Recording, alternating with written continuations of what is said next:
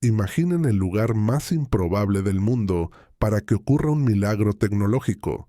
No estamos en un laboratorio inmaculado de París, ni en una fábrica secreta de Berlín, y mucho menos en un hangar de alta tecnología en Estados Unidos.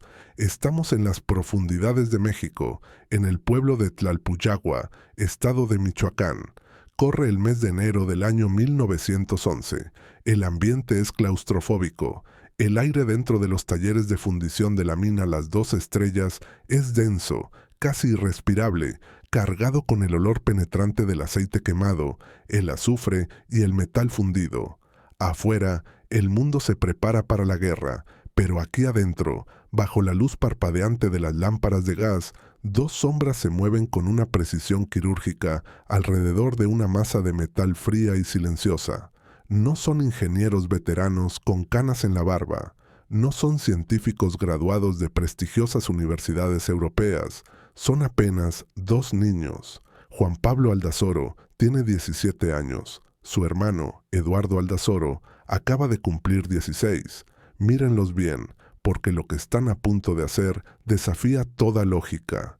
Tienen las manos manchadas de grasa negra y los ojos inyectados en sangre por la falta de sueño, pero sus manos no tiemblan. Frente a ellos descansa una bestia mecánica que ellos mismos han creado pieza por pieza, tornillo por tornillo, usando el fuego de la fundición minera para moldear un sueño que parecía imposible. Es un motor, pero no es cualquier motor. Es una obra maestra de dos cilindros opuestos, enfriado por aire, diseñado para escupir una potencia brutal de 60 caballos de fuerza a 900 revoluciones por minuto. Nadie en toda América Latina había logrado fabricar algo así. Absolutamente nadie.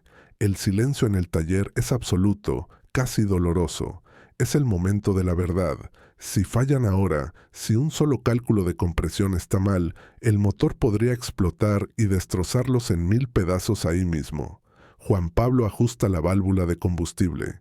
Eduardo prepara el encendido. Se miran por un segundo. No hacen falta palabras. Es una conexión telepática entre hermanos que comparten una misma obsesión demencial. Giran la manivela. Una vez, dos veces, nada. El silencio se burla de ellos.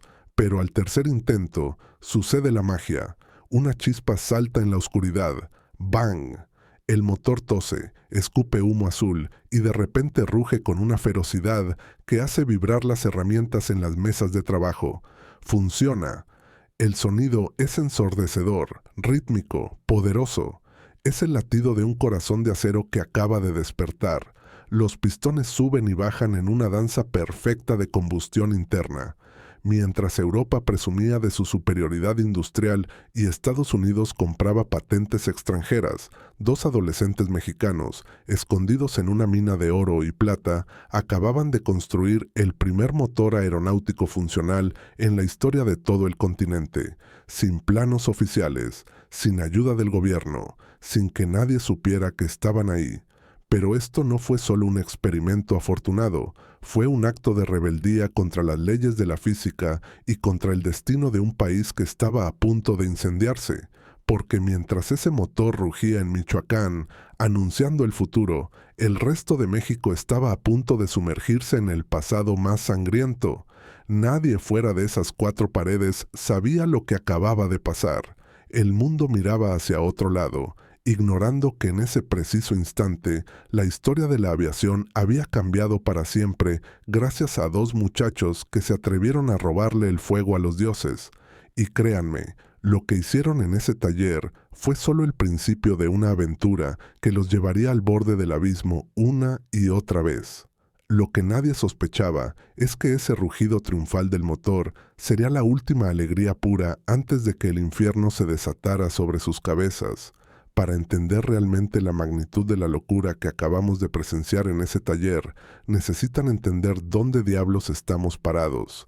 Porque lo que hicieron los hermanos Aldazoro no ocurrió en un vacío pacífico, ocurrió en el ojo de un huracán de violencia que estaba destrozando a una nación entera. Mientras Juan Pablo y Eduardo calibraban válvulas milimétricas con la paciencia de un relojero, afuera, el país se estaba desmoronando a pedazos. El 20 de noviembre del año 1910, Francisco I. Madero había encendido la mecha. El Plan de San Luis no fue solo un documento político, fue una sentencia de muerte para el viejo régimen de Porfirio Díaz, quien había mantenido el poder con puño de hierro durante 31 años consecutivos. Lo que comenzó como una rebelión idealista se transformó rápidamente en una carnicería sin precedentes. Los números son sencillamente brutales, cifras que hielan la sangre. Escuchen bien esto. Durante la Revolución Mexicana, más de 1 millón de personas perdieron la vida. 1 millón. Eso representaba aproximadamente el 8% de la población total de México en aquel entonces. Para que se den una idea del horror, sería equivalente a que Estados Unidos perdiera hoy a 27 millones de sus ciudadanos en una guerra civil. Ciudades enteras fueron arrasadas, familias separadas para siempre, y el olor a pólvora se convirtió en el perfume nacional. En un escenario donde la supervivencia diaria era el único objetivo lógico, ¿quién en su sano juicio dedicaría su tiempo a construir máquinas voladoras? La respuesta es simple y aterradora. Solo 2 maníacos obsesionados con el cielo. Juan Pablo y Eduardo no eran soldados, ni políticos, ni bandidos. Eran algo mucho más peligroso. Eran soñadores con recursos. Nacidos en la Casa Grande de Real del Monte, en el estado de Hidalgo, venían de una familia acomodada. Su padre, Andrés Aldazoro, había sido ministro y gerente de la mina, lo que les daba acceso a dinero, sí, pero lo que realmente los distinguía no era su apellido ni su cuenta bancaria. Era una enfermedad compartida, una fiebre por entender cómo funcionaba el mundo mecánico. Mientras otros niños jugaban a la guerra con palos de madera, ellos desmontaban los relojes de bolsillo de su padre hasta dejar solo los engranajes sobre la mesa, fascinados por el movimiento perpetuo. Reparaban las bicicletas de todo el vecindario no por caridad, sino por el placer sádico de entender la tracción y la velocidad. Eran inseparables, una sola mente dividida en 2 cuerpos. Devoraban cualquier revista científica que lograba cruzar el océano. Publicaciones francesas, alemanas y estadounidenses sobre la nueva maravilla del siglo, el motor de combustión interna. En el México porfiriano de principios del siglo XX, esto era más raro que ver nevar en el desierto. La educación técnica era limitada, casi inexistente. No había universidades con programas de ingeniería aeronáutica por una sencilla razón. Los aviones apenas tenían 7 años de existencia en el planeta Tierra, pero a los hermanos Aldazoro no les importaba que no existieran escuelas, ni maestros, ni libros de texto. Si el conocimiento no existía en México, ellos lo inventarían. ¿Es normal pensar en pistones y hélices mientras tus compatriotas caen bajo el fuego de las ametralladoras? Probablemente no, pero la genialidad nunca ha sido normal. Es una forma de locura socialmente aceptada solo cuando tiene éxito. Y estos 2 muchachos estaban decididos a tener éxito o morir en el intento. Habían cambiado la seguridad de una vida privilegiada por la grasa, el peligro y la incertidumbre. Mientras el resto de México miraba al suelo para no tropezar con los cadáveres, Juan Pablo y Eduardo mantenían la vista fija en las nubes, convencidos de que la única salida de ese infierno terrenal era hacia arriba. Pero el camino al cielo está pavimentado con fracasos espectaculares, y ellos estaban a punto de descubrir que la gravedad es un enemigo mucho más implacable que cualquier ejército revolucionario. Lo que estaban a punto de intentar no era solo difícil, era un suicidio asistido por la física, y les encantaba cada segundo de ello. Antes de que el motor rugiera, hubo silencio, y antes del vuelo controlado, hubo caídas, muchas caídas, porque nadie aprende a desafiar a los dioses sin pagar un precio en sangre.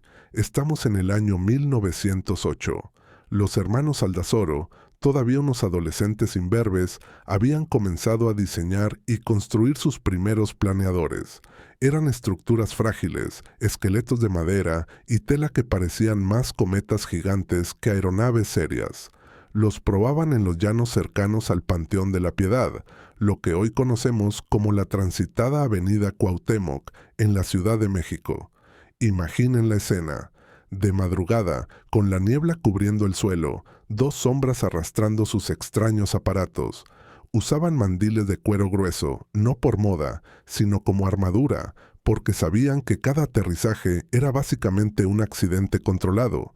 Los planeadores quedaban semidestruidos casi siempre, astillas y tela rasgada por todas partes.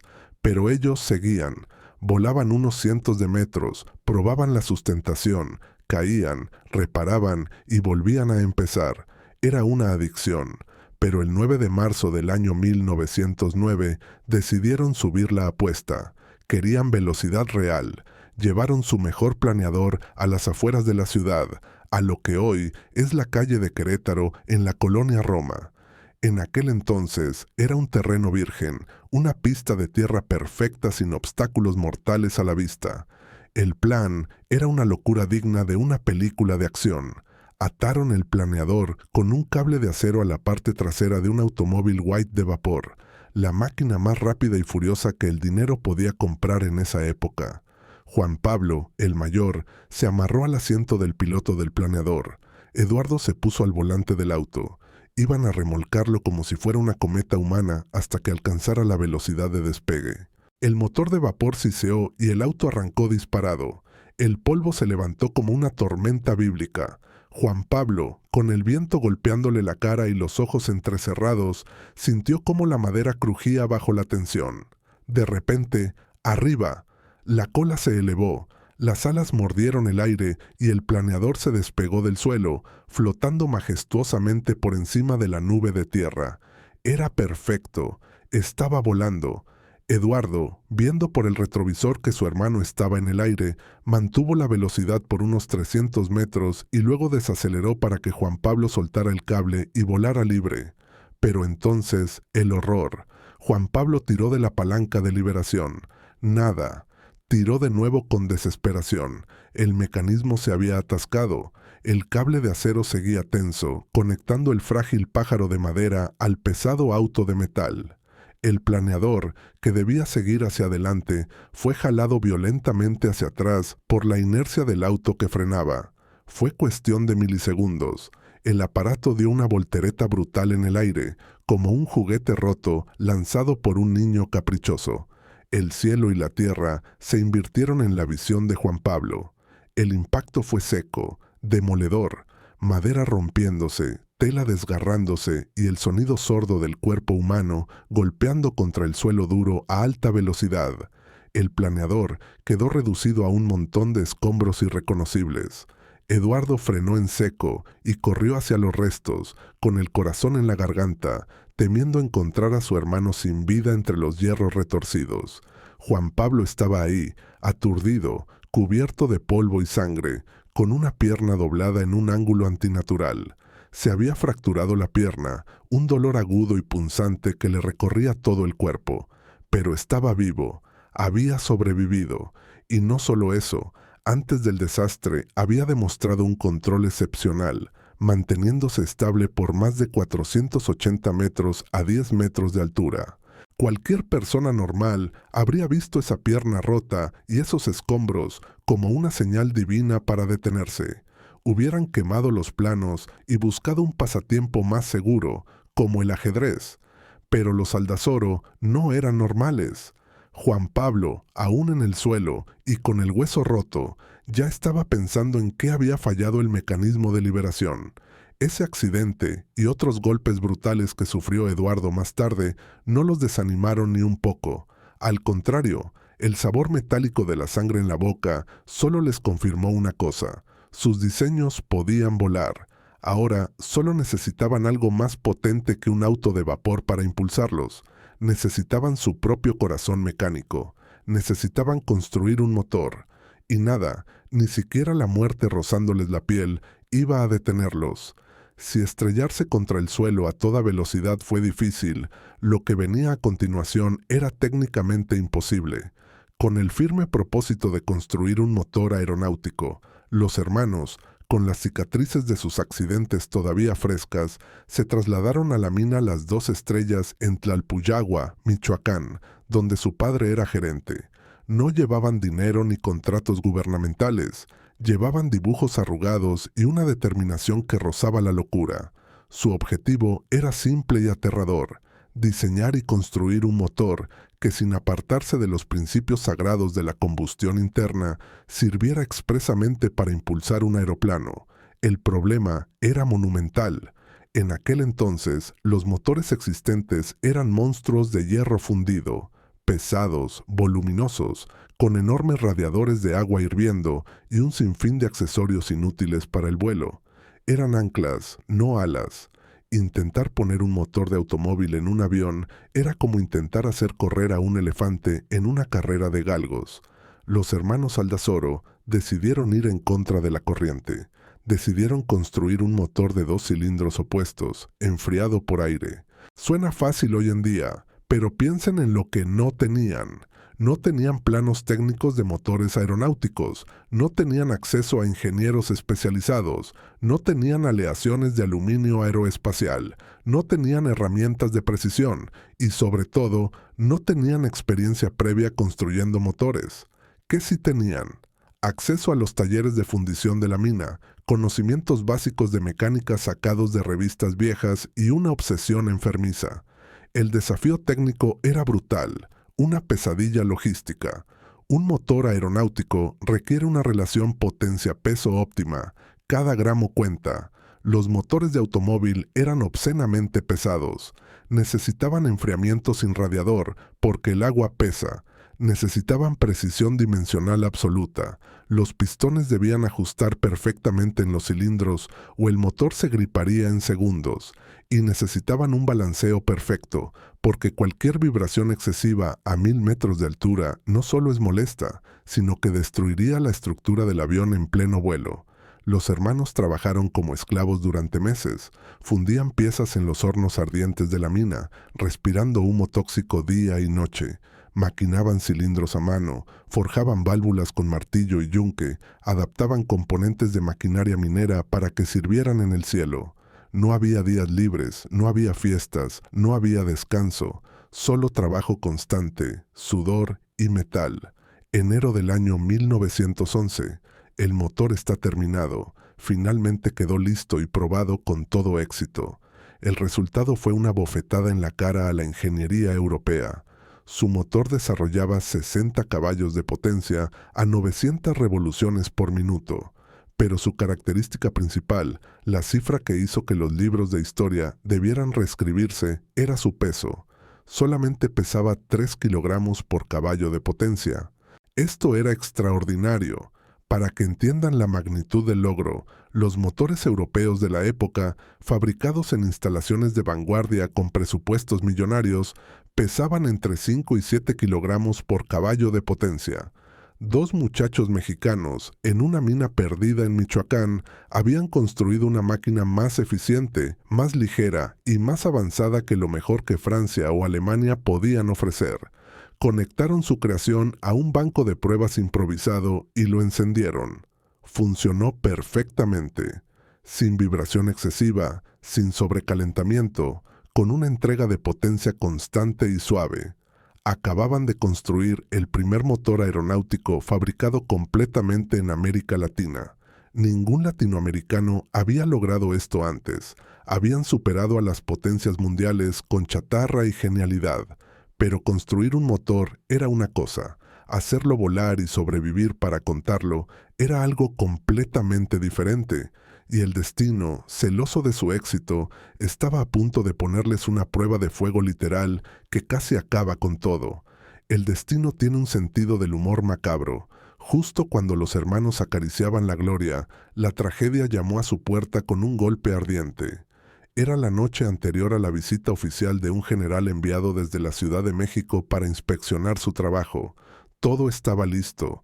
El motor brillaba bajo las luces de gas, pulido hasta la perfección, pero a las 2 de la mañana un grito desgarrador rompió el silencio de la mina. ¡Fuego! ¡Fuego en el taller principal! Nadie sabe con certeza qué lo provocó. Algunos dicen que fue una sobrecarga en las viejas líneas eléctricas de la mina.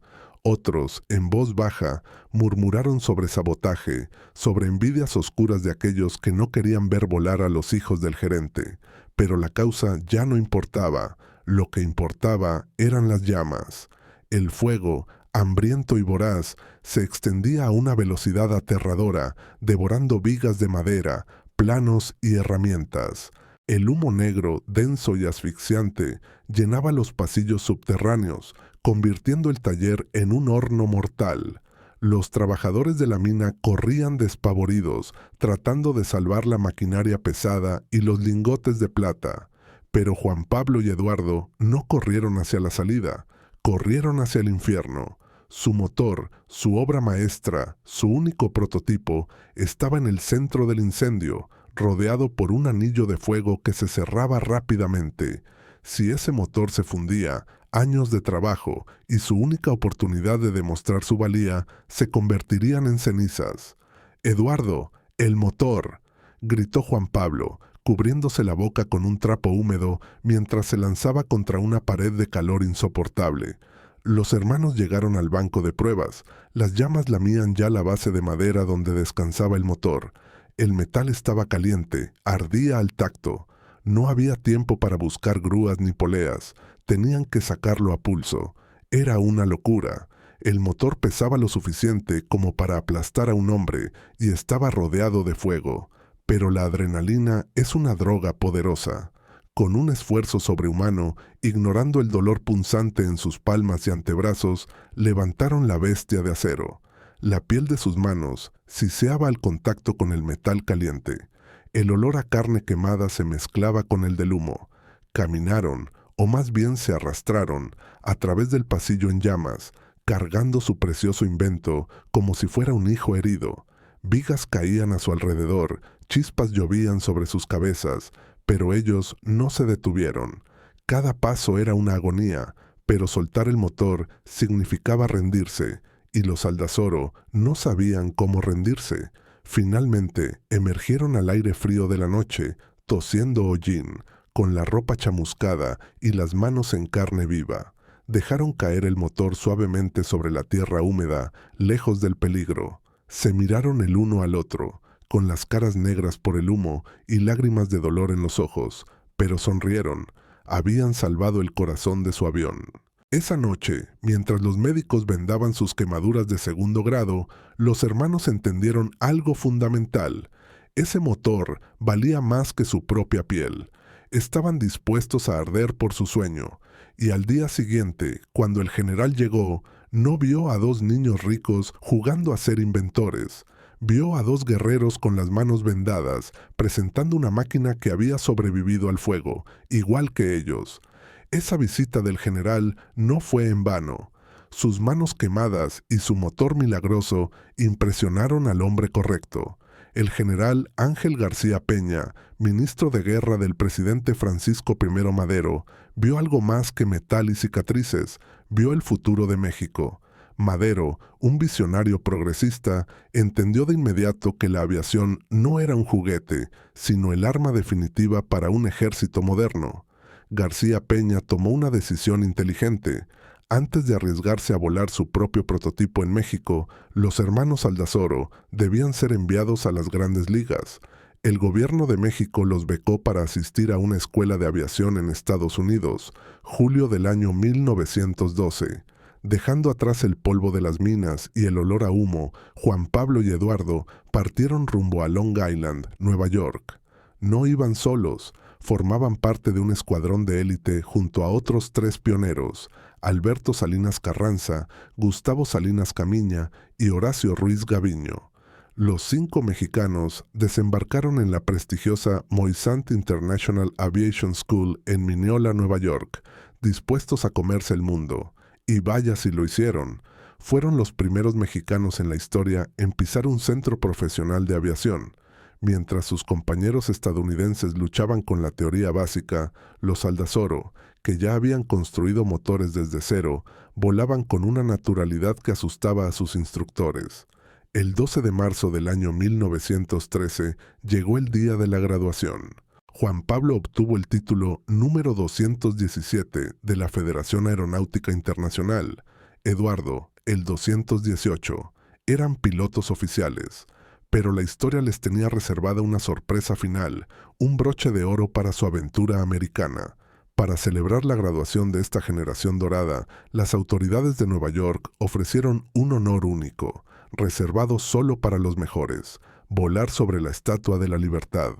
Pero había una trampa: solo uno podía ir. Los hermanos, siempre justos, lo decidieron por sorteo.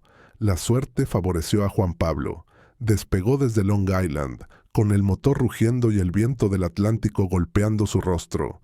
Voló bajo, rozando las olas, acercándose al símbolo más grande de la libertad en el mundo.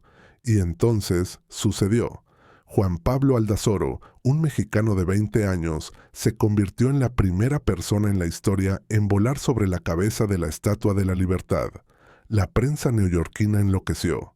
Los flashes de las cámaras estallaron cuando aterrizó. Los titulares al día siguiente no hablaban de un inmigrante, sino de un héroe del aire, un intrépido aviador mexicano que había osado hacer lo que ningún estadounidense había intentado. Juan Pablo se convirtió en una celebridad instantánea, el chico de oro de la aviación. Como Juan Pablo y Eduardo volaron solos antes del año 1916, entraron automáticamente en el club más exclusivo del mundo, los Early Birds of Aviation.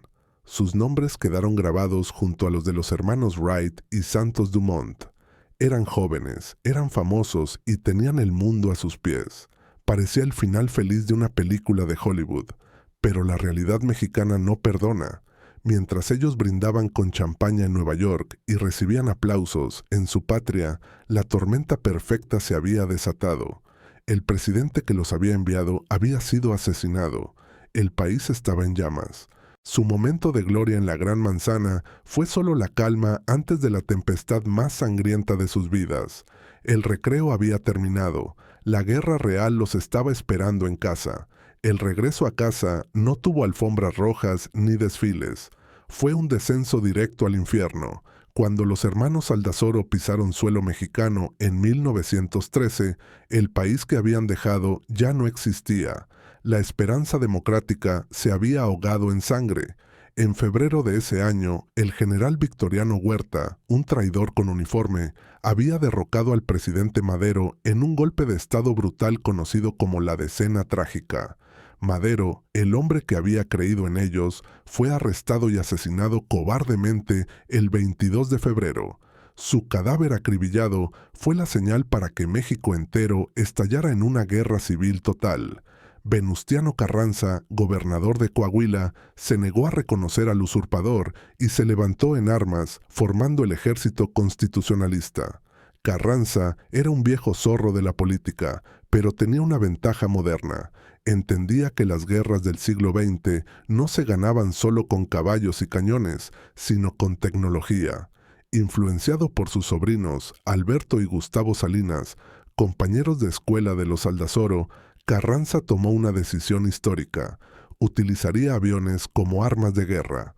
Los hermanos Aldazoro, ahora pilotos titulados y con experiencia internacional, no dudaron. Se unieron al ejército constitucionalista. Juan Pablo recibió el rango de teniente, Eduardo el de subteniente.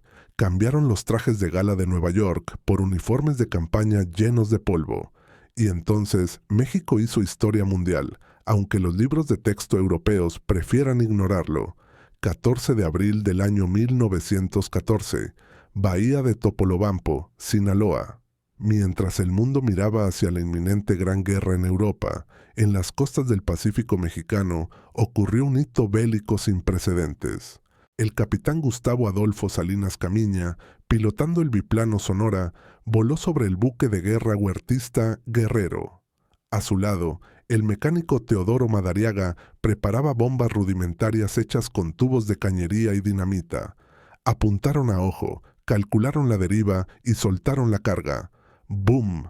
Las explosiones levantaron columnas de agua gigantescas cerca del barco enemigo, obligándolo a retirarse. Fue el primer bombardeo aeronaval en la historia de la humanidad. Ni los alemanes, ni los británicos, ni los estadounidenses lo hicieron primero. Fueron mexicanos en un biplano remendado sobre las aguas de Sinaloa. La aviación demostró ser letal. El 5 de enero del año 1915, en la Batalla de Puebla, la flotilla aérea constitucionalista bombardeó el fuerte de Loreto, causando pánico y bajas entre las fuerzas zapatistas. Ante estos resultados devastadores, Carranza no esperó más. El 5 de febrero del año 1915, en Veracruz, firmó el decreto oficial que creaba el arma de aviación militar. Había nacido la Fuerza Aérea Mexicana.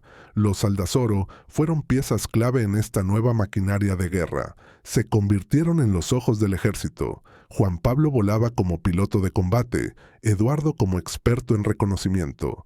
Pero la guerra aérea en México no era como en las películas.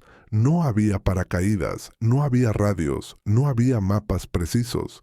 Volaban sobre terreno enemigo donde cualquier falla del motor significaba una muerte segura, ya fuera por el impacto o fusilados al ser capturados. El cielo de México se había convertido en un campo de batalla tridimensional y los hermanos Aldazoro estaban en la primera línea, escribiendo con gasolina y plomo el manual de la guerra aérea moderna.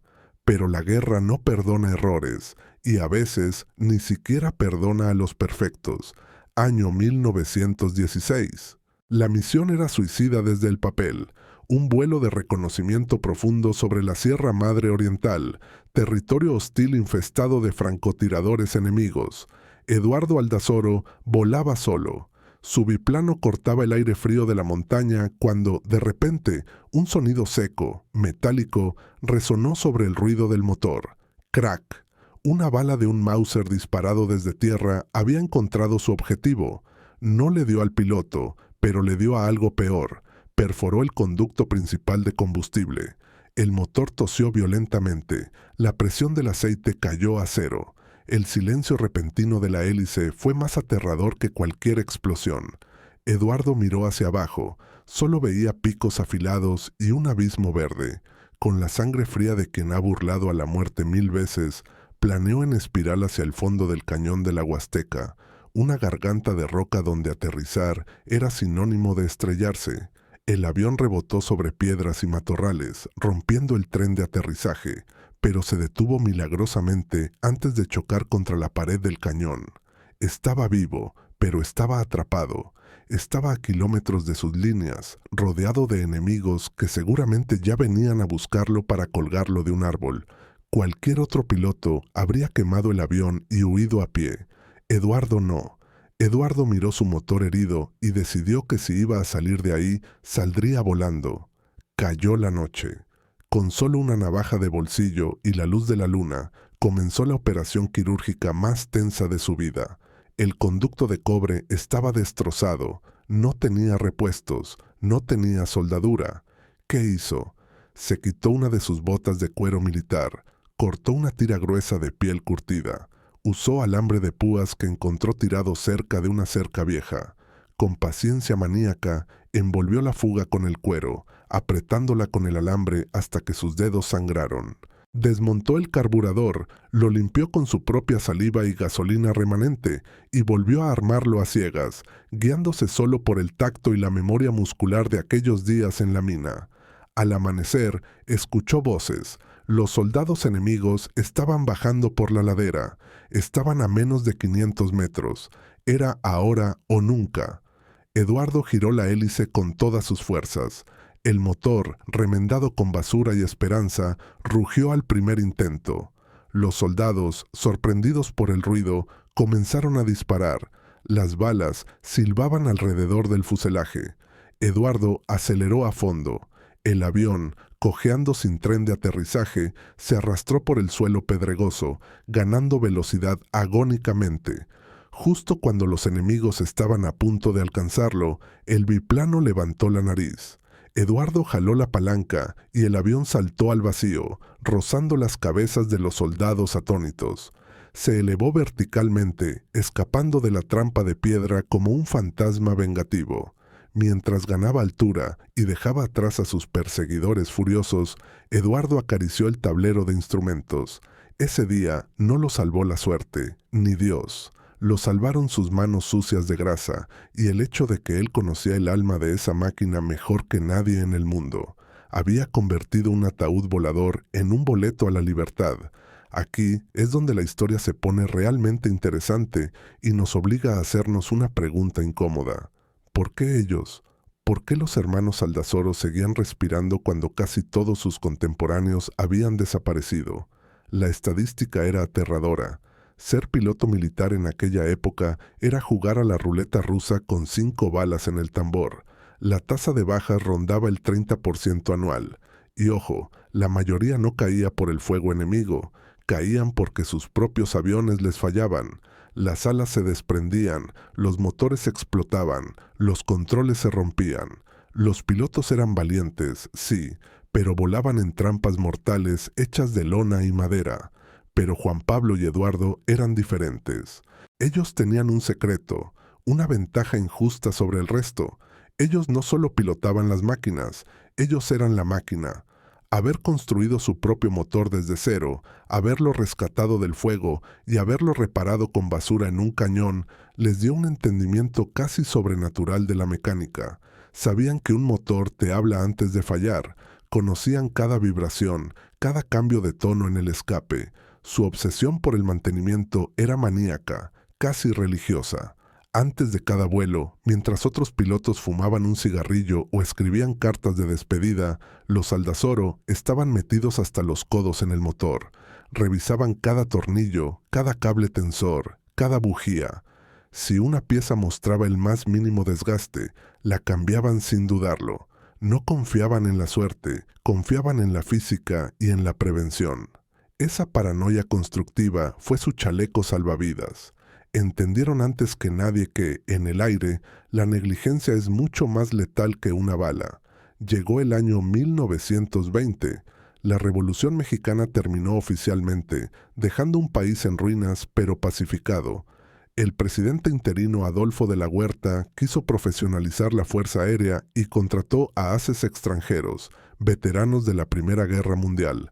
El estadounidense Ralph O'Neill, el alemán Fritz Bieler y el francés Joe Ben-Lievre. Vinieron a enseñar tácticas modernas, pero se encontraron con una sorpresa. Los instructores mexicanos, encabezados por los Aldazoro, no tenían nada que envidiarles. Juntos formaron la nueva élite. Juan Pablo y Eduardo pasaron de ser guerreros a ser maestros, transmitiendo su obsesión por la seguridad a una nueva generación de cadetes. Pero la paz no significaba quedarse quietos. El país necesitaba conectarse y la aviación era la respuesta.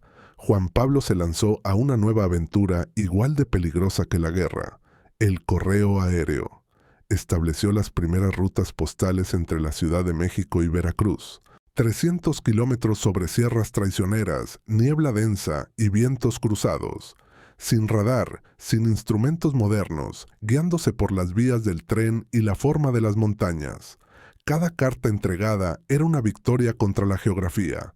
En 1924 incluso pilotó uno de los primeros vuelos comerciales de pasajeros. Eduardo, por su parte, miró más allá.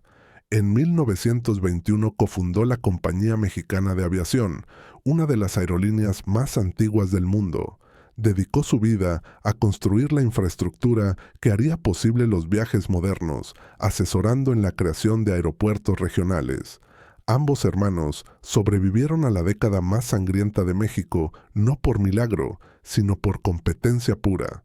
Se retiraron con honores, con el pecho lleno de medallas, y lo más importante, murieron en sus camas, rodeados de familia, muchos años después.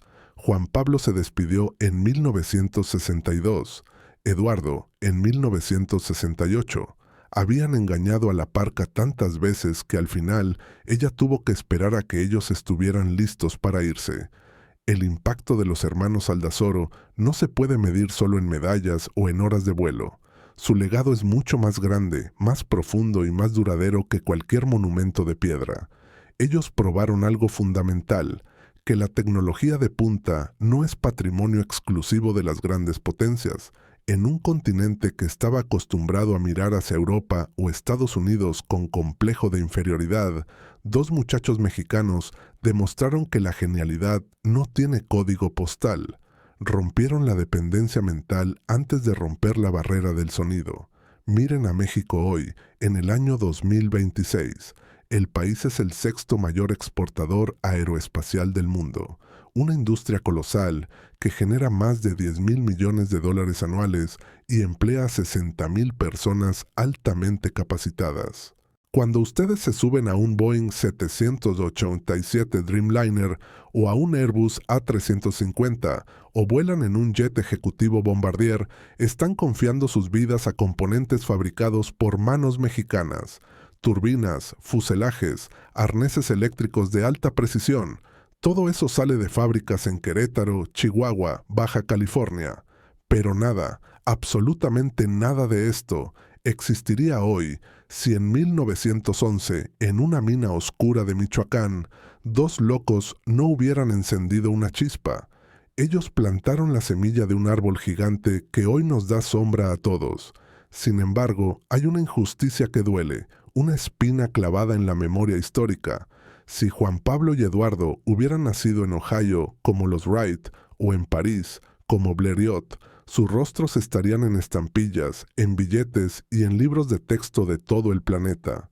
Habría películas de Hollywood narrando su hazaña, pero cometieron el pecado de nacer en México y de realizar sus proezas en medio de una revolución sangrienta que oscureció todo lo demás. Es una de esas historias increíbles que quedan enterradas bajo el polvo del olvido simplemente porque ocurrieron en el lugar equivocado del mapa. Hoy, sus nombres sobreviven discretamente. La base aérea militar número 4 en Cozumel lleva el nombre del general Eduardo Aldazoro Suárez. La base número 11 en la Ciudad de México honra al teniente coronel Juan Pablo Aldazoro Suárez. Hay una pequeña calle en el barrio de Aviación Civil y una escuela primaria perdida cerca de Toluca. Pero, ¿es eso suficiente? ¿Un par de placas de bronce compensan el olvido mundial? Juan Pablo murió el 4 de octubre de 1962, despedido con el rugido de los jets de la Fuerza Aérea volando bajo sobre su tumba. Eduardo lo siguió el 10 de noviembre de 1968. Se fueron en paz, sabiendo lo que habían hecho, aunque el mundo no lo supiera. Pero la historia merece ser contada a gritos. Porque los hermanos Aldazoro hicieron lo imposible. Con recursos limitados, en medio del caos, construyeron un motor desde cero absoluto. No compraron el cielo, lo conquistaron. Cada vez que un avión despega desde suelo mexicano, cada 10 de febrero, cuando celebramos el Día de la Fuerza Aérea, estamos escuchando el eco lejano de aquel primer motor de 2 cilindros.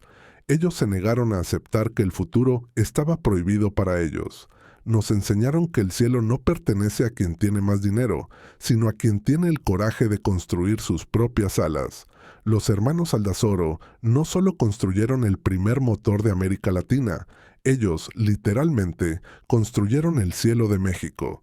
Y ese cielo, inmenso y libre, es el único monumento que realmente merece su memoria.